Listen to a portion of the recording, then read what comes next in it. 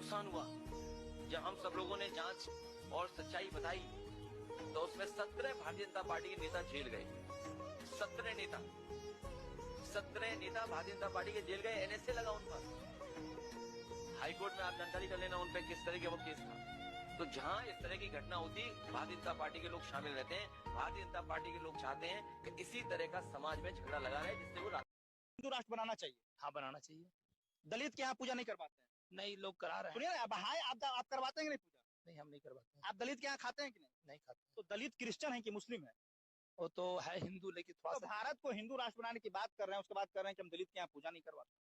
देखिए, थोड़ा सा समाज से भी बचना पड़ता है, जाना। अच्छा ठीक है, समाज की बात मान लिए। दलित के यहाँ घर जाइएगा, खाना नहीं खाइएगा, नहीं खाना। पैसा देगा तो लीजिएगा कि नहीं? पैसा तो ले लेता है, लेकिन हम लोग जाइए नहीं करते, तो लेने का बात दूसरा है जो मंदिर में आता है उसको भी बाबा। अच्छा, संडेश्वर के मंदिर में कोई आया दलित, आपको कुछ खाने के लिए देगा तो खाइएगा कि नहीं? नहीं, हम लोग नहीं खाते। और संडेश्वर के मंदिर में अगर पैसा देगा तो लीजिएगा कि नहीं? हाँ, पैसा भी लेते हैं। झूठ काहे बोले कि पैसा नहीं लेते हैं। पैसा जो है शादी ब्याह कराते तो लेते भी हम लोग पैसा। बाबा भीमराव अम्बेडकर को मानते हैं आप? हाँ, हम लोग तो मानते हैं। इससे उन लोग मान थोड़ा सा इसलिए चलन थोड़ा सा मतलब कि हम लोग के ऊपर बना दिया गया है कि जात का बंटवारा कर दिया, ऐसा कोई बात नहीं है। तो बाबा भीमराव अम्बेडकर को मानते हैं? मानते हैं, उनका लेकिन पूजा करते हैं आप? हम पूजा नहीं करते हैं। रविदास। अच्छा, गीता में लिखा गया है कि कर्म से ही लोग जो है वो ब्राह्मण बनते हैं और शूद्र बनते हैं। आप कह रहे हैं कि हम ब्राह्मण हैं।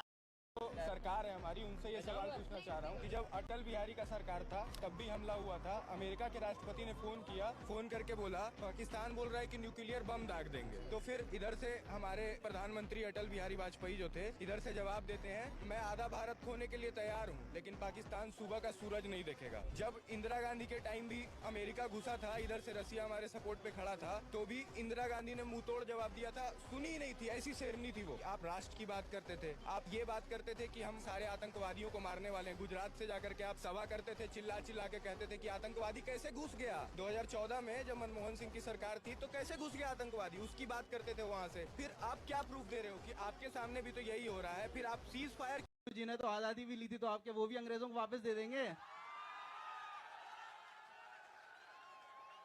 वो भी आपने कॉन्ट्रैक्ट बेस पर ही ली है, पूरी लड़के नहीं ली है। एक सेकंड। हाँ जी, क्या कह रही हैं?